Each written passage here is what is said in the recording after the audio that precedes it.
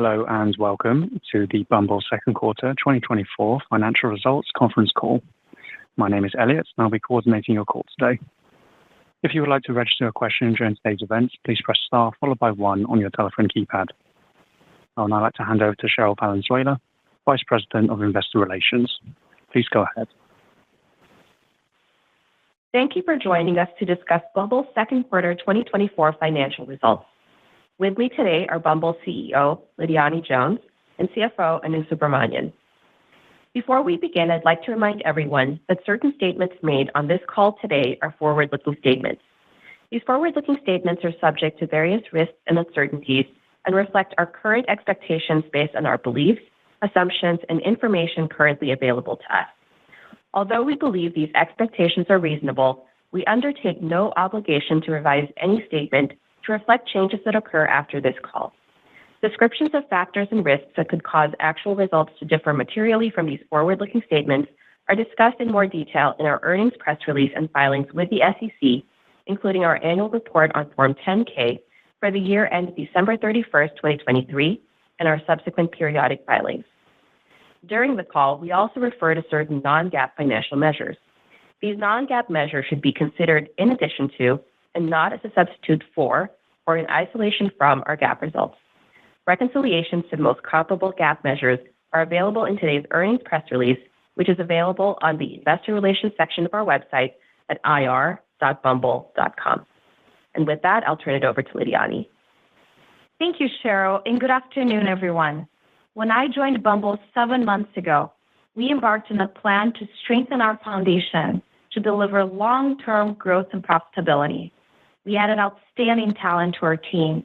We set our cost structure. We enforced a culture of excellence and began to reimagine Bumble app's product to ensure we're delivering the best and most relevant customer experience to women today. As the first dating app built with women at the center, we continue to believe that when dating is better for women, it is better for everyone. That is core to Bumble's mission and will remain our priority. In April, we launched the first chapter of Bumble app's evolution, including a refreshed look and feel, improved onboarding and profile creation flows, as well as launched opening moves, which gives women more choice in how conversations get started. This launch was just the first step and was successful in achieving 2 important objectives: delivering a better experience for women and improving engagement. We have seen increases in users with high-quality profiles, more matches for women, and people voting us across genders. These early wins point to the type of customer value that drives long-term sustainable growth. This category is vibrant, and we see tremendous opportunities ahead, but it's evident to reignite the user growth engine for our company in the long term, we need to take a firm stance towards delivering customer value that goes beyond this launch. We're making the difficult but important decision to reset our strategy to deliver durable customer value by addressing 2 fundamental and interconnected challenges. First, we need to ensure we're capturing the right balance and mix of people in our customer ecosystem. This entails correcting demographic imbalances and improving retention by providing our customers with more innovative and compelling dating experiences. And second, we need to monetize more effectively while ensuring a great experience for both our free and paid customers. To address these challenges, we have embarked upon a comprehensive plan that will help us achieve our ultimate goal of making Bumble the number 1 choice for people to find love, friendship, and community around the world. Our plan is focused on 3 important areas: ecosystem, the customer experience, and our revenue strategy. Let me detail each one of them. Our first area of focus is fostering a vibrant customer ecosystem. Our customers come to our app to meet people, so getting the right balance, mix, and intent of people in Bumble is fundamental to our success. Strengthening our ecosystem will result in better engagement, improve retention, and ultimately deliver more successful outcomes to our customers. Our product choices going forward will increasingly favor ecosystem health and engagement on Bumble app. One example is prioritizing more robust profiles for all of our users. We know that creating detailed profiles and adding photos takes time and often causes friction, particularly during onboarding. However, we also know that quality profiles facilitate better engagement and greater customer success, particularly for women, which in turn also makes men's experience better. This April launch gave us some evidence of that. By raising the bar on minimum requirements for new user profiles and photos, we drove immediate improvements to engagement metrics caused by a better experience and more engaged users in our ecosystem. While our efforts may turn away some lower engagement users in the near term, we believe this will ultimately result in a more authentic and better experience for our users over time. Achieving customer balance also involves updating our marketing playbook so that we can acquire the right users in each market. In mature markets where our brand recognition is strong, our focus will be on experiential and re-engagement marketing strategies. While in Tier 2 and Tier 3 cities, we will expand our brand and digital marketing campaigns. To better execute on these goals, we're investing on marketing technology and data, including better analytics capabilities to effectively personalize how we reach our customers and optimize the ROI of our spend across different markets. Our second area of focus is customer experience, which begins with continuous product innovation, an area that I'm personally energized by and will be more directly engaged with our product and engineering teams.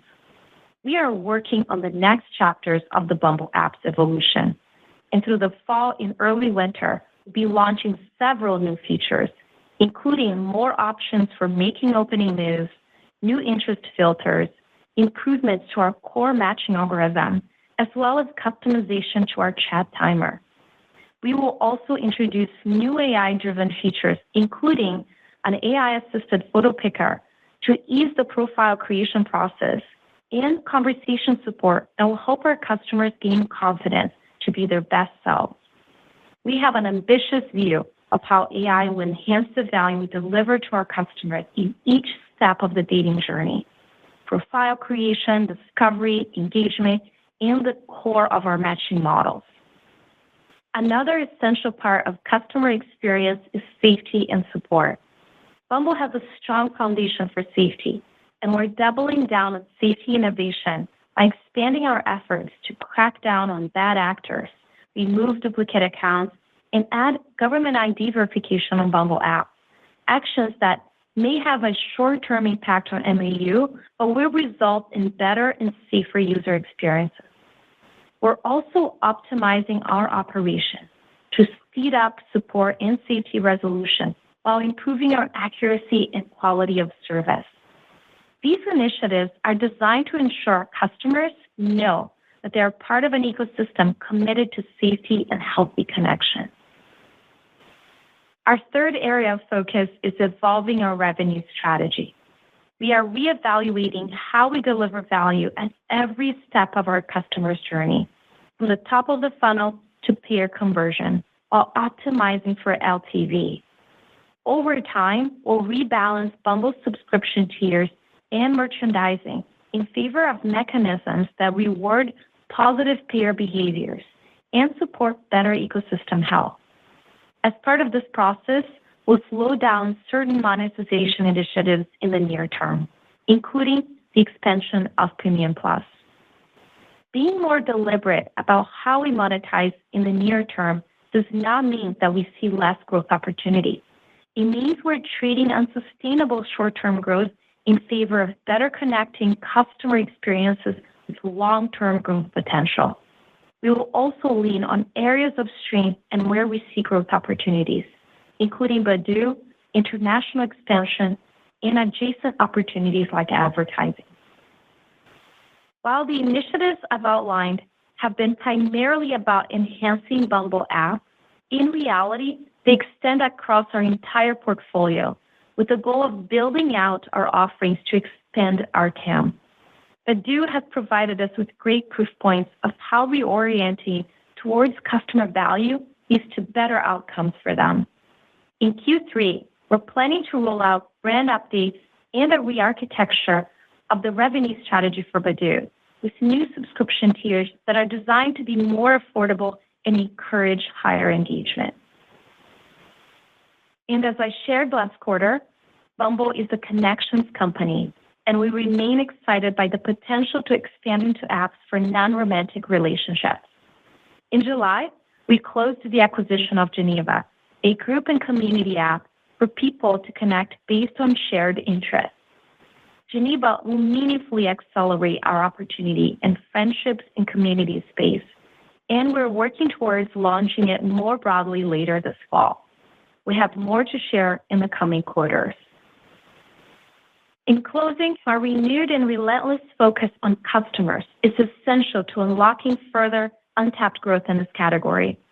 I want to be clear that I do not take lightly the impact our decisions will have on the near-term growth, but I have high conviction that this is the right path for Bumble's long-term value creation. I came to Bumble to innovate for our customers and help them find successful connections and relationships through our experiences. While we have a lot of work in front of us, I'm energized and confident in our path forward, and will keep you informed on our progress along the way. I want to thank the Bumble team for their incredible hard work and dedication, and I want to thank our customers for their trust in us, as well as our partners and investors for their continued support. And with that, let me turn it to Anu. Thank you, Lidiane, and good afternoon, everyone. I'll walk you through our second quarter results and then share more perspective on our updated 2024 outlook. Unless stated otherwise, all comparisons are on a year-over-year basis. Total Bumble Inc. revenue grew 3% in Q2 to $269 million. FX headwinds totaled $3.4 million to our top line this quarter and impacted our growth rate negatively by approximately 1.5 percentage points. Revenue growth was driven by total paying users, which grew 14% to 4.1 million, offset by an 8% decrease in ARPPU to $21.37. Bumble app revenue grew 5% to $218 million. FX headwinds were approximately $2.5 million and impacted the growth rate negatively by 1 percentage point. Q2 growth was driven by a 15% increase in paying users to 2.8 million. On a sequential basis, we reported 87,000 paying user net adds with continued strength in international markets. The increase in paying users was partially offset by a 9% year-over-year decline in ARPPU, owing to geographic mix shift. ARPPU continued to grow year-over-year within many individual markets, including the U.S. Badoo app and other revenue of $51 million declined 2% year-over-year. FX headwinds were approximately $1 million and impacted growth negatively by approximately 2 percentage points.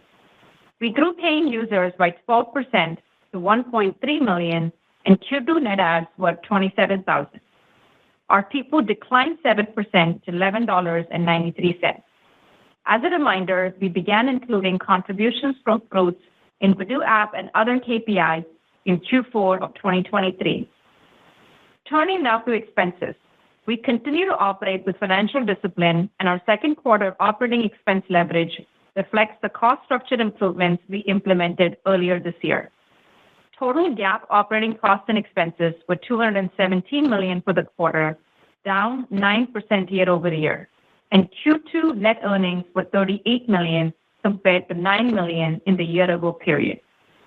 The decline in costs was largely driven by a decrease in stock-based compensation expense related to headcount reduction, partially offset by one-time severance and related charges of approximately $3 million. On a non-GAAP basis, excluding stock-based compensation and other non-cash or non-recurring items, total costs and expenses were $194 million, up approximately 1% year-over-year. Q2 adjusted EBITDA of $75 million represented a margin of 28% and was up from 26% last year. Cost of revenue was $80 million and grew 6%. As a percentage of revenue, cost of revenue was 30% versus 29% in the year-ago period, in line with our expectations. Selling and marketing expenses grew 5% to $67 million, representing 25% of revenue. Our spend was lower than anticipated, primarily due to lower marketing around our Bumble brand relaunch campaign. G&A expenses declined 9% to $27 million, or 10% of revenue, compared to $29 million, or 11% of revenue last year. Product development expenses declined 17% to $20 million, representing 7% of revenue. Decline in product development expenses was primarily related to reduced employee costs as a result of our headcount action announced in February. Turning to the balance sheet, we ended the quarter with $287 million in cash and cash equivalents. Since the inception of our repurchase program, we have returned $241 million to shareholders, representing more than 125% of our free cash flow over that time. Year-to-date, our total share repurchase is $84 million, which represents more than 2.5 times our year-to-date free cash flow of $31 million. At the end of Q2, we had $209 million remaining on our $450 million total buyback authorization. Our strong balance sheet and profitability gives us the financial flexibility to continue returning cash to our shareholders. We remain very committed to our buyback program and continue to believe that buying back shares remains a very good use of our capital. Now, moving on to our outlook for the rest of the year. We are intentionally resetting our outlook today to reflect the execution of the customer-focused strategy Lidiane just outlined. In the process of strengthening our ecosystem and improving the customer experience, we plan to prioritize product and marketing investments that will improve engagement and ecosystem health, particularly in our more mature markets. This will include expanding our efforts around safety and improving the mix and intent of customers on our app. In addition, as we align our revenue strategy to deliver broader customer value across all subscription tiers, we will also slow down certain monetization efforts like Premium Plus that we had originally planned for in the second half of the year. All of these factors in aggregate will impact our near-term top-of-funnel user growth and monetization, but we have high confidence that these are the necessary steps for us to reignite user growth, drive sustainable revenue, and capture customer value in the long term. We continue to be encouraged by the strength we are seeing in many of our international markets and expect healthy growth to continue in those in the second half. As a result, for Q3, we now expect total revenue between $269 million and $275 million, representing a year-over-year decline of 1% at the midpoint. Adjusted for FX headwinds, revenue would be flat year-over-year. We expect Bumble app revenue to be between $217 million and $221 million, also representing a year-over-year decline of 1% at the midpoint. Adjusted for FX, Bumble app revenue would also be flat year-over-year. We expect Bumble app sequential net adds of approximately 40,000 to 50,000 in Q3. We estimate adjusted EBITDA will be between $77 million and $80 million, representing 29% margin at the midpoint of the range. For full year 2024, we now expect total Bumble Inc. revenue growth between 1% and 2%. We expect Bumble app revenue growth between 1.5% to 2.5%, with full year Bumble app net adds of approximately 275,000 to 285,000. This implies that we expect to see negative net adds in Q4 of this year. While this is partly driven by seasonality, it primarily reflects the actions I just outlined. Owing to our revised revenue growth outlook, we now expect full year adjusted EBITDA margin expansion of at least 200 basis points year-over-year. Our outlook reflects the strong operating profitability of our business model, including the benefit of in-year savings from our workforce reduction. That benefit has largely been realized as of today, with a small incremental portion to come in Q3. We will continue to exercise operational and financial discipline and take an ROI-focused approach to how we invest strategically for Bumble's long-term growth in the critical areas that Lidiane outlined earlier. In summary, we see tremendous opportunity for Bumble Inc. We are making intentional choices today to align our strategy, execution, and resources to capture the large long-term opportunity ahead of us. While the actions we are taking are difficult in the near term, we are in a healthy position financially as we execute, including our ability to drive strong cash flow while returning capital to our shareholders. And with that, I'll turn it over to the operator for Q&A. Thank you. If you would like to ask a question, please press star followed by 1 on your telephone keypad. If you would like to withdraw your question, please press star followed by 2. When preparing to ask your question, please ensure your device is unmuted locally. Our first question comes from Andrew Marok with Raymond James. Your line is open. Please go ahead. Hi, thanks for taking my question. Maybe one on the 2Q results first and then one on the guide. So given that your comments were that ARPPU is growing within many of your individual markets, with the overall ARPPU decline driven largely by the geo mix shift, should we infer from that a decline in U.S. paying users? Or can you help us provide any guardrails around the U.S. versus international paying user or MAU dynamic? Hi, Andrew. This is Anu. I'll take that. Yes, I think as we mentioned on the call, we are seeing overall ARPPU decline for Bumble app. While individually in each of the markets, including the U.S., we are seeing ARPPU increase, the weightage of the U.S. versus international markets is having an impact on overall ARPPU. We are seeing some pressure on U.S. top of the funnel metrics, and that is flowing through to the pressure that we are seeing on U.S. payers as well. And a lot of the actions that we are outlining today are effectively meant to really be focused on our more mature markets, especially the U.S.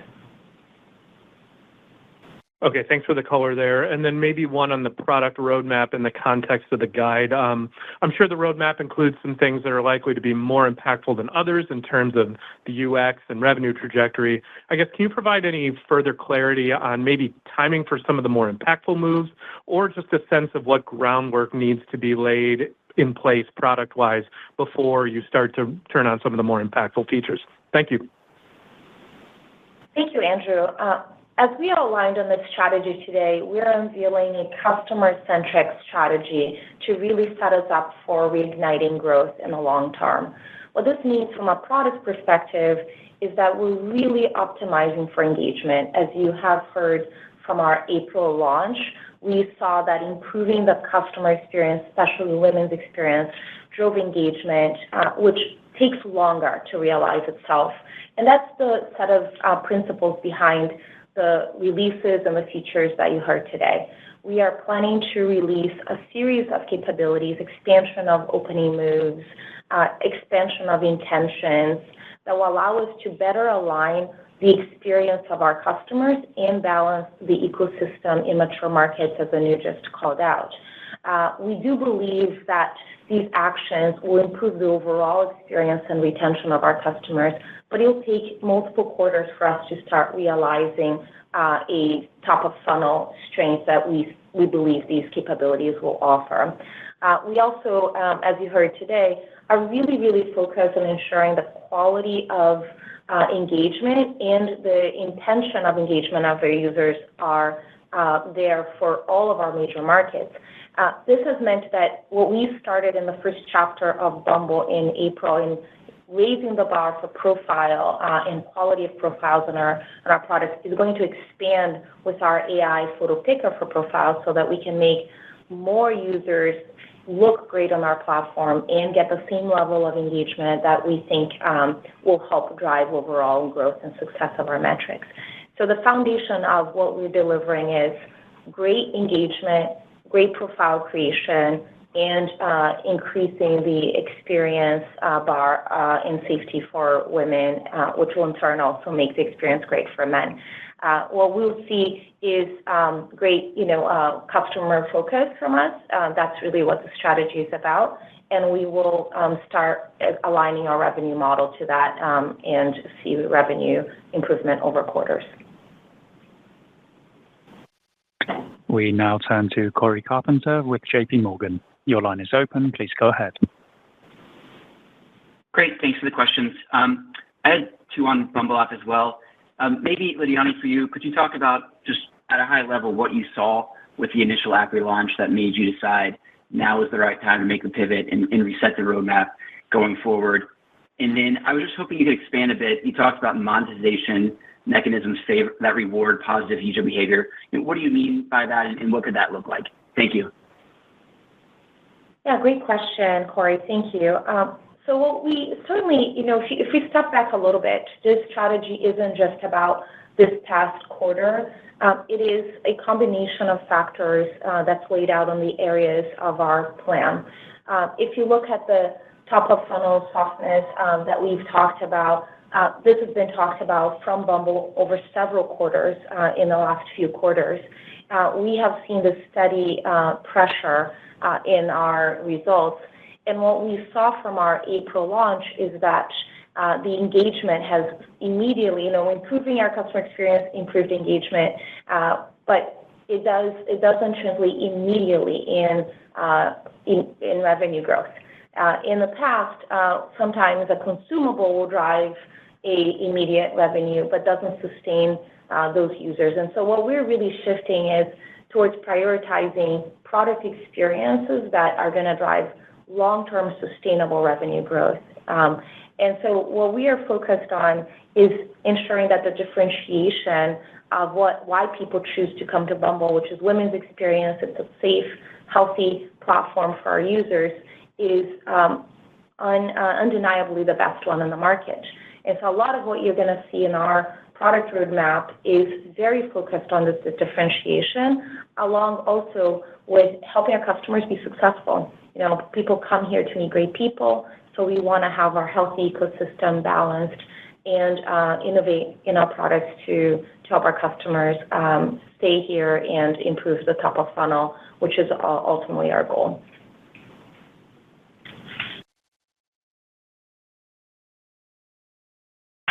We now turn to John Blackledge with TD Cowen.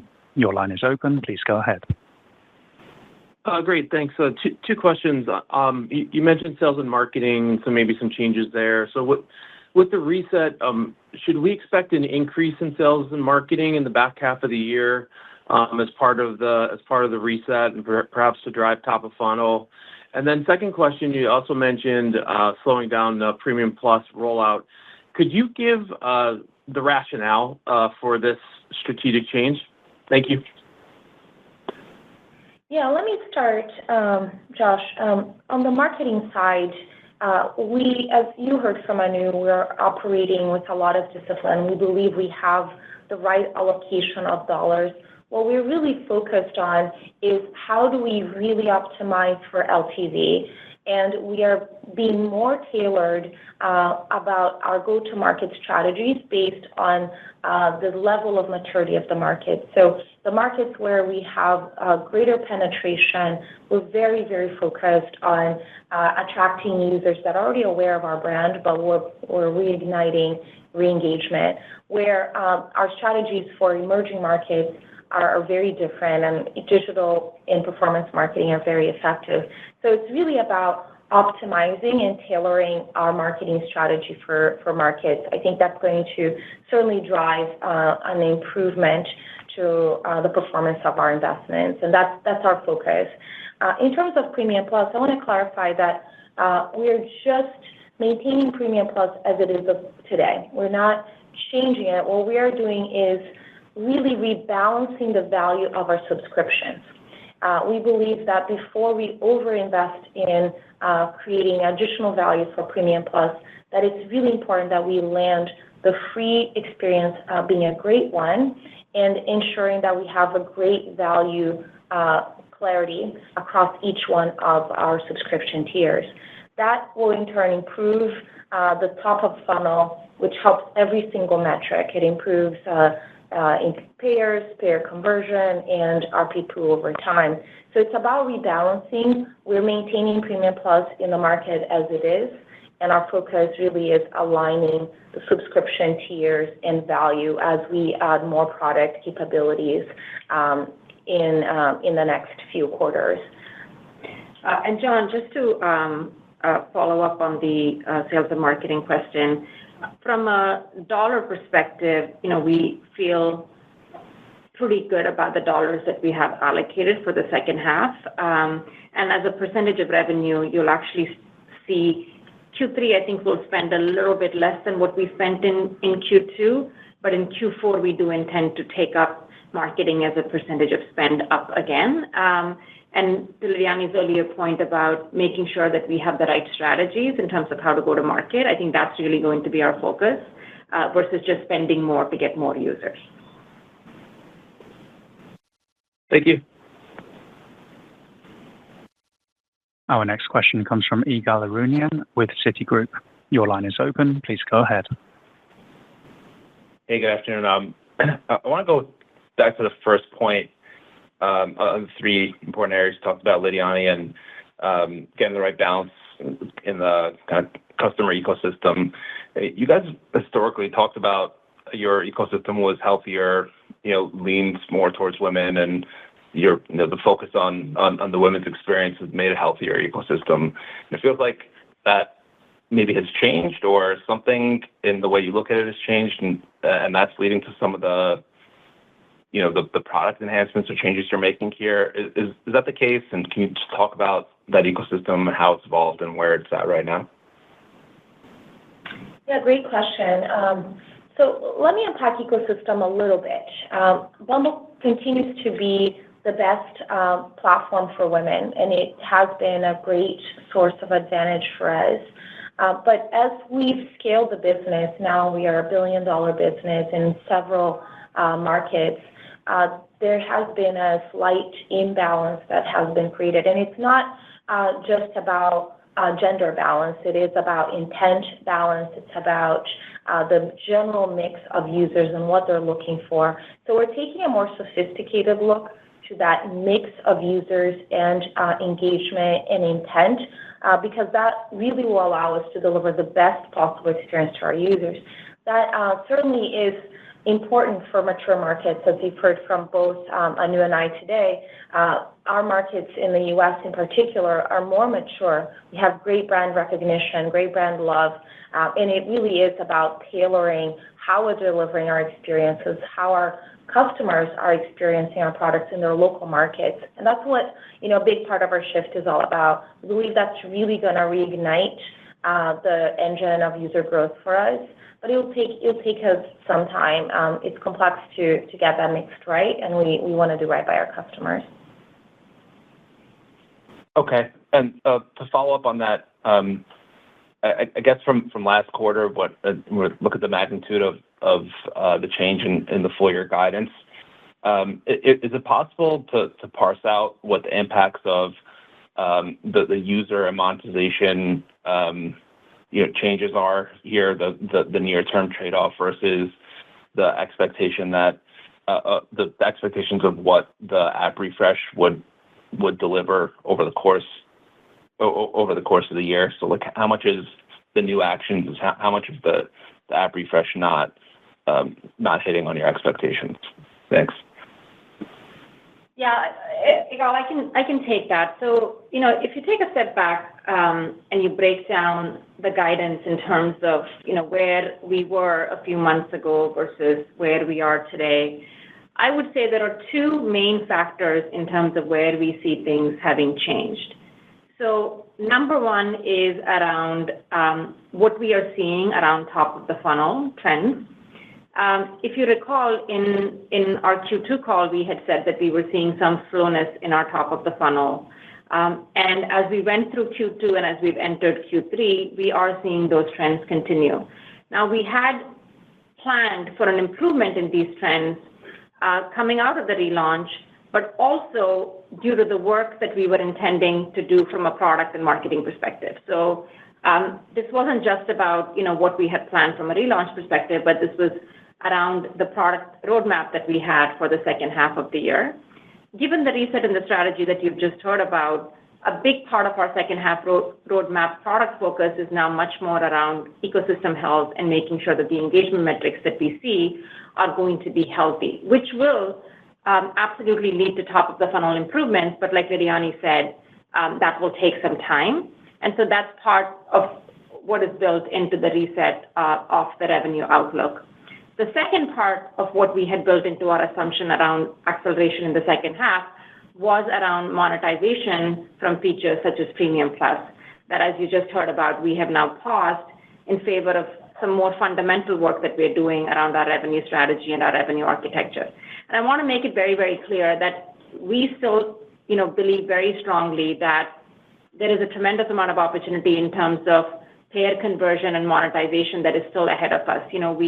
If you compare payer penetration rates for us versus where the market is, we still are lower than where you see the rest of the market. But we strongly believe that we need to do this fundamental re-architecture work to set us up for the growth that we know is ahead of us. So if you add both of these together, you get to the second half outlook that we've given today, and you can get to the guidance numbers that we have. Our next question comes from Mark Kelley with Stifel. Your line is open. Please go ahead. Great. Thank you very much. I wanted to go back to kind of the question that Igal asked, which is about, the women first strategy, and maybe, not to put words in his mouth, but, maybe a departure from that in some respects.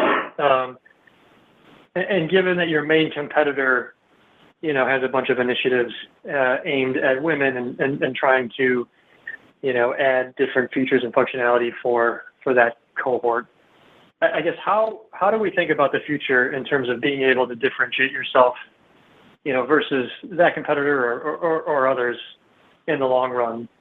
When it seems like in the dating category, some of the apps are just kind of, in some respects converging in terms of functionality and messaging.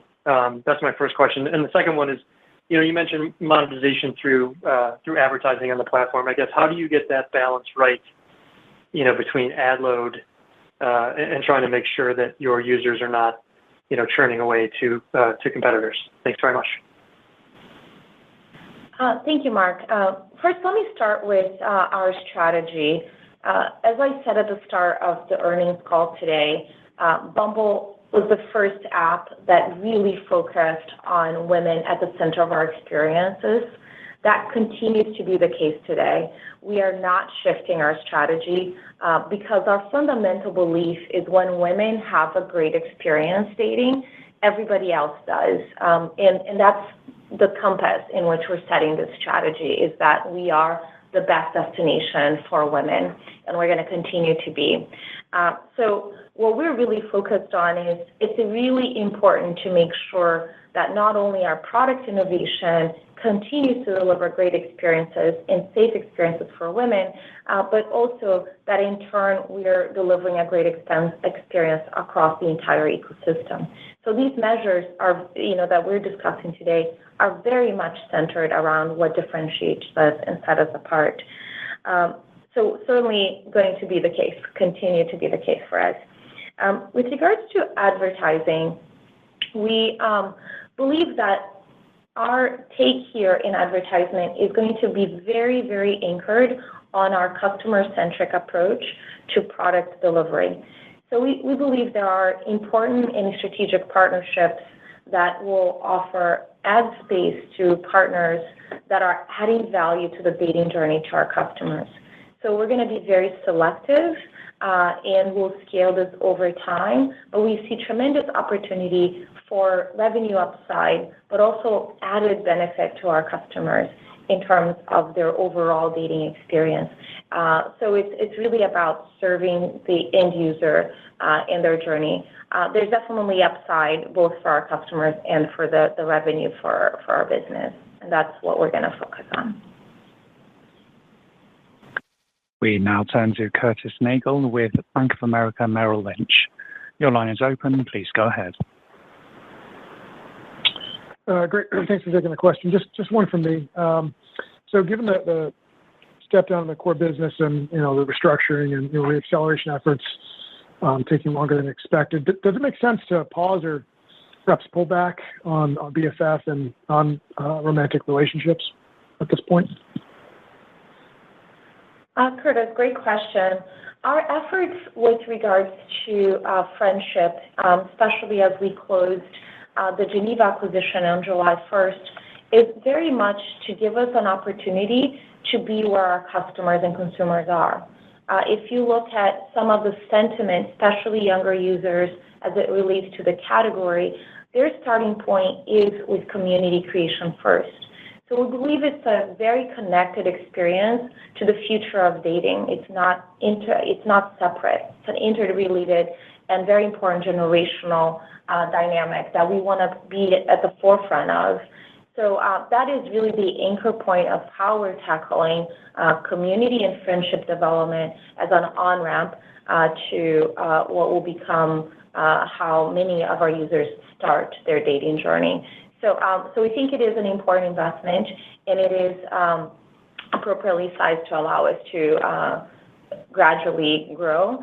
And I genuinely believe that there is tremendous innovation and opportunity that we can deliver to the business in the long haul in this space. Got it. Thanks very much. Our next question comes from Nathan Feather with Morgan Stanley. Your line is open. Please go ahead. Hey, everyone. Thanks for the question.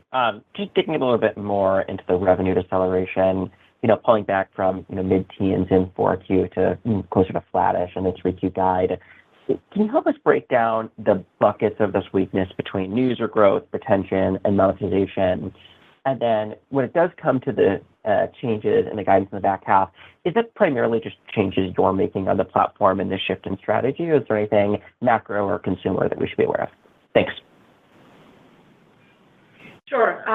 So I think if you think about the drivers of growth, Nate, obviously we have top of the funnel metrics that include new users as well as re-engaged users that then sort of become active users on the platform, and then the work that we do to convert those users into paying users. And then the third piece of the puzzle is the work that we do around optimizing prices in each of the markets. As you heard from Lidiane, the thing that we've continued to see softness in now for a few quarters is on sort of the top of the funnel metrics.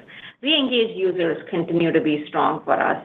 Where we are seeing weakness is on growth in new users. And like I said, again, the weakness is more predominantly felt in the U.S. than in some of our mature markets. Our newer markets continue to be strong in terms of growth there. So the new users is where we are seeing the most impact, which is having an impact on the deceleration that you're seeing in terms of revenue. And there was a second question, Nate, if you don't mind.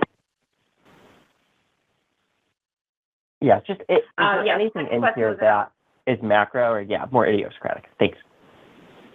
Yeah, I mean, as you can imagine, we are keeping a pretty close eye on the impact of just consumer sentiment and whatever we are seeing in the overall macro environment. We've certainly heard that users, especially younger users, are just more discerning with respect to their spend, and are just, keeping a closer eye on the amount of money that they're spending on things. So we are baking in some assumptions from the impact of that into our second half outlook. But again, it's something that we're monitoring pretty closely as things change. Our next question comes from Shweta Khajuria with Wolfe Research. Your line is open. Please go ahead. Thank you for taking my questions. I've got two. One is, what specifically is driving your confidence with this new strategy right now at this point in time? Is it some tests that you have run? You sound like you're confident this is the right strategy going forward, but what is really driving that confidence? And then the second is, you've been seeing top of the funnel pressure now for several months, maybe a few quarters, especially in the United States. What, in your opinion, is driving that outside of just the product and user experience? Are you seeing more marketing competition? Are you seeing share shift for any particular reason? What do you, in your opinion, is driving that? Thanks a lot. Yeah, thank you for the question. So let me start with the first part. First, I'm really confident that there is a lot of opportunity in this category.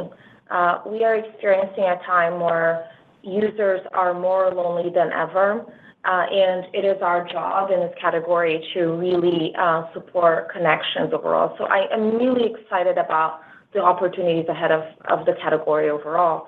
Now, for us, if you look at the three parts of our plan that you saw today, there are a number of factors and data that has gotten us to this comprehensive plan.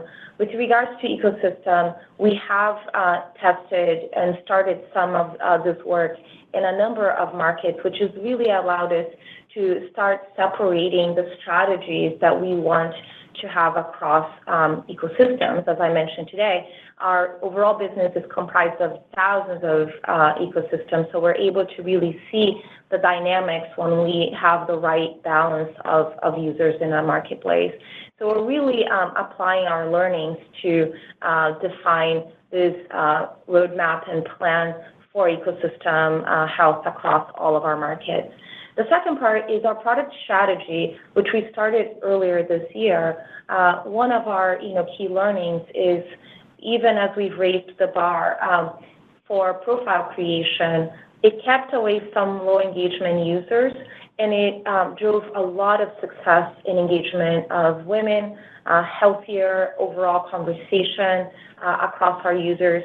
And we know that really drives the word of mouth. Customer success drives the engine of growth of mouth for this company. Certainly, it was a huge part of our early success. I still receive letters and stories of Bumble success throughout people's lives. And that's the core of what we want to get to our product innovation, is deliver experiences that help people achieve successful outcomes in a delightful way. And so we have a lot of great data insight and customer evidence that it's the right thing to do. And the final thing that I shared today is our revenue plans. We started a revenue rebalancing for Badoo about 9 months ago. And the Badoo customer is more price sensitive. There's some interesting dynamics. And we're taking some of the learnings there where we've rolled out in a number of markets already. What we've seen is, as we've clarified, we brought some value to the lower, greater value to the lower tiers. It increased the conversion, payer conversion across our customers in Badoo. And we're seeing increase in overall ARPPU because there's a greater distribution. So there's just a lot of data points and learnings from Badoo that we're going to be amplifying and expanding across Bumble. So we have built this plan with a lot of thought. And what I love the most about Bumble is we have a phenomenal brand. We have a loyal customer base. We have great IP, strong financial to allow us to execute on that, in a phenomenally talented team. So we have all of the pieces of the puzzle here, and our number one job at this point forward is execute, because we believe it will not only drive growth, the growth engine again, but it will set us up for success for years to come. Now, you talked about top of funnel, and the second part of your question was, what have we noticed in terms of what's driving that? And as we know with consumer companies, there's always numerous factors. Bumble has always been in a competitive segment and industry, so that hasn't changed. It's always evolving, of course, and we pay attention to our competitors. But what we believe is the most important thing to reignite top of funnel is really getting the customer experience to be the best one in the market. And that's what's going to get us to be the number one choice for our customers. Because the other factors are always going to be evolving, and we will always be paying attention to them. Our next question comes from Jian Li with Evercore ISI. Your line is open. Please go ahead. Great. Thanks for taking the question. So a couple. First, just, Lidiane, you talked about this reset could take a few quarters. How should we think about kind of the growth equation exiting this year into the next year? Like, what should we look for as a leading indicator of success from this reset? Should we see kind of a payer conversion improving top of funnel, or are people recovery path? And second, just to double click on Geneva, pretty interesting acquisition. Can you just talk about the opportunity set there, both in terms of Geneva itself, but also I think Geneva has a few kind of community building features. Are you kind of considering leveraging these tech stack into your core apps? Any kind of product development around that would be great. Thanks a ton. Yeah, thank you. Great questions. So on the first part, there are a number of metrics that we are monitoring really closely, from consideration, top of funnel, all the way down to conversion and the RP strength, as you know. At this point, you've heard our guidance for the second half of the year. Our goal is to provide progress and updates to our investors in the quarters ahead as we get more insight into our progress on this strategy. But our guidance is the information that we have to share today. With regards to Geneva, you're absolutely right. Geneva has community-based capabilities. It has healthy penetration of users in some core cities here in the U.S. And what's exciting about the customers using Geneva is that they love it, first of all, and they're doing what younger users want to do today, which is connecting in person with their local communities, with their running clubs, their movie enthusiasts, and it's vibrant. People can organize events, they get to know each other, and this is exactly what we believe is going to be a great growth engine for us in the long haul.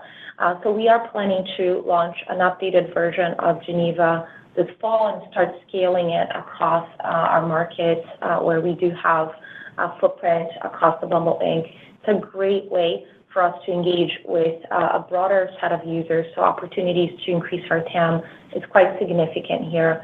But it's going to be very grounded on our principles of great customer experience, great experience for women, and a safe space. But with any acquisition, as you know, it takes time to get it right. So our goal is to launch it, scale it gradually, and we'll be learning how to evolve and scale this business over the quarters ahead. It will take us some time, but we're very excited about the opportunity that they bring us. One final point, you did talk about the tech stack. Geneva has built a fantastic tech stack. We're very excited about how scalable it is. There are definitely technology and capabilities that we can take advantage across our portfolio, and that's fundamentally how we're operating as a company. I think that's the key shift here, is that we are operating as a customer-centric portfolio company, and we can take the learnings, the technology, the best practices from all of our apps and apply to each other to accelerate growth for the portfolio as a whole, and Geneva certainly will play a role in that. We now turn to Benjamin Black with Deutsche Bank. Your line is open. Please go ahead. Great. Thank you for taking the question. Just a follow-up on sort of the demographic imbalance you spoke about. Can you just give us some examples on exactly how you plan to resolve the imbalance there, some practical examples? And then one on the recovery. I think the guide implies that revenue growth is going to be, exiting a year in sort of a negative trajectory. So I guess the question is, how should we think about the shape of the recovery curve? Is this sort of a multi-year endeavor, or is it something that you could expect to see quicker sort of reversals in the KPIs? Thank you. Yeah, let me start with the first part. Great question. So the first part is, unpacking ecosystems and the imbalance. As I shared earlier, we're really looking at the balance in a multifaceted way. It is ensuring that we have a mix of intent, of users, of backgrounds, of different generations. All of that has a big role in ensuring that when someone gets to Bumble, they find the connection that they're looking for. And it's ensuring that broad set of users will give us more flexibility to help people find each other. And in ensuring that also, as we talked about today, that we have highly engaged, aligned in intentions in our ecosystem. So I'll give you an example in terms of some of the techniques. There are product techniques, there are marketing techniques, there are revenue techniques. From a product one, as you heard from us today, we've raised the bar in our April launch on profile creation. So users need to add more photos, they have to add more information. That has increased our retention, our engagement of our users, but it kept away some low engagement users. That had a impact on the number of people that kind of passed through the funnel. And so that has has a balance impact, has a revenue impact, but has a longer term positive impact to the success of the company. In terms of marketing, there are many different user acquisition strategies in marketing, and we can really use it as a core lever to bring the right users in. So we are going to look at the makeup of our mature markets and our emerging markets and ensure that we're applying the right techniques, whether it's performance marketing, whether it's experiential, whether it's very tailored to a particular audience. It will be very specific and personalized to the market that we're playing in. And then from a revenue perspective, promotions and many other pricing techniques can also ensure that the right users are coming into the product. So we are really looking at these three pillars to ensure that the right people are making it to our ecosystem and that they're successful, in our product. I think that was the full makeup of your questions. Hopefully I got it right. Journey for recovery. At this, as I shared earlier, we are, what I'm most confident about is that we have built a plan that is aggressively and urgently looking at every aspect of our business, from the makeup of our customers to our innovation to our revenue. And we are moving as quickly as we can. But a plan like this takes time, and we're favoring bringing in sustainable revenue to the business because that's going to set us up for long-term success. We are going to share progress in the quarters ahead, but don't have any additional timeline to share as of today. Our next question comes from Ken Gawrelski with Wells Fargo. Your line is open. Please go ahead. Thanks for fitting me in. Just a couple, please. First, could you talk a little bit about the significant restructure you did earlier this year? Is there any, as you think about that in light of kind of the reset and strategy and the reinvestment phase here, did that in any way set you up in a more difficult place, or do you find that the investments you need to make are in different areas with different type of staff, et cetera, with different capabilities? So that maybe is my first question. The second question is maybe a broader one, which is the public markets tend to be relatively inhospitable to transition stories with kind of uncertain timeframes. I know you've answered this question in kind of multiple ways, but maybe just more directly, how should we just think about timeframes in terms of how you will evaluate the success of kind of the transition here? And anything you can tell us in terms of public milestones? I know you have the second half guidance, but anything you can help us, just even if it's not quantitative, more qualitative public milestones. Thank you. Yes, Ken, thank you for the questions. So on the restructuring part, as you know, in the first half of the year, we restructured about 30% of our workforce. And the principles behind that restructuring was about agility and ensuring that we were optimally organized to execute as a company. I feel really good about where we are. We don't have any additional restructuring plans. We are well set up and we have the right talent in our organization to go execute. That was a necessary and important set of actions that we took to put us in a position where we can execute on our strategy, and we are well suited to do that. So I feel really good about where we are as a company and as a team. And in terms of, what am I going to look at? And I don't have specific timelines to share today, which I know is not very satisfying, but there's a few areas that we're going to be evaluating. On the ecosystem side, as we mentioned, the balance of the ecosystem is going to be a key metric that we're going to be looking at internally. And there's many details and sub-metrics to those. And what we have learned based on tests that we've done is that it takes different windows of time to create balance based on the market. So what we're going to be looking at in the quarters ahead is the velocity and the effectiveness of the different techniques that I talked about just before your question. The second factor is we have important product deliverables from the fall through the winter, and we are going to be looking at engagement and retention. And that certainly will play a role in helping us understand how the users that are in our ecosystem can be monetized.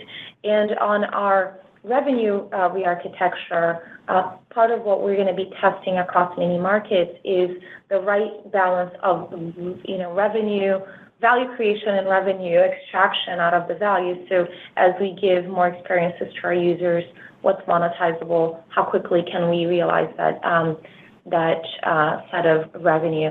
So we're going to be learning a lot in terms of velocity of the different techniques in different markets. As Anu said, in emerging markets, we are seeing strength, and we're going to continue to invest in those in the near term. But some of our more mature markets will take a little bit longer. Our goal is to provide progress along the way and be transparent with the investor community as much as we can. Ladies and gentlemen, that's all the time we have for our Q&A and today's Bumble second quarter 2024 financial results. We'd like to thank you for your participation. You may now disconnect your lines.